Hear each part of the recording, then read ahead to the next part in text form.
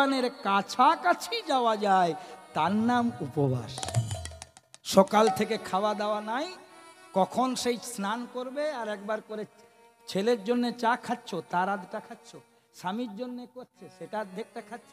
বাবা আমি সারাদিন কিছু খাই না, 12টা পর্যন্ত 10 বার চা খেয়ে দিলে, ঠাকুরের সেবা পুজো দিলে, তারপরে অন্ন পেলে, কিছুদিন পরে তোমার শরীর খারাপ হলো, ঘরের লোক তোমাকে বলছে তুই কেমন ঠাকুর পুজো করিস, কেমন তোর ঠাকুর যে তোর এত শরীর খারাপ, ওটা ঠাকুর করে নাই, তুমি নিজে করেছো।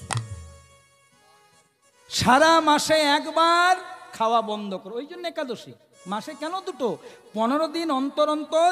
এই যে মেশিন তো এটা তো মেশিন, ক্রাশার মেশিন, এই মেশিনটাকে মাঝে মাঝে 1-8 দিন রেস্ট দিতে হয়। হ্যাঁ, তো রেস্ট দিতে গেলে একাদশী করতে গিয়ে 52টা লুচি খেয়ে দাও, ওটা কি আর রেস্ট হলো?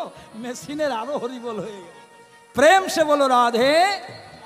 কথাগুলো রসিকতা মনে করো না মা, আনন্দের মাধ্যমে তোমাদেরকে যা বলার বলে দিয়েছে। সব কিন্তু ঠিক মতন করো, ঠিক ফল নিশ্চয়ই পাবে। কেন পাবে না? ভগবানের নাম জপ করলে আবার ফল পায় না? প্রেম সে বলো রাধে রাধে।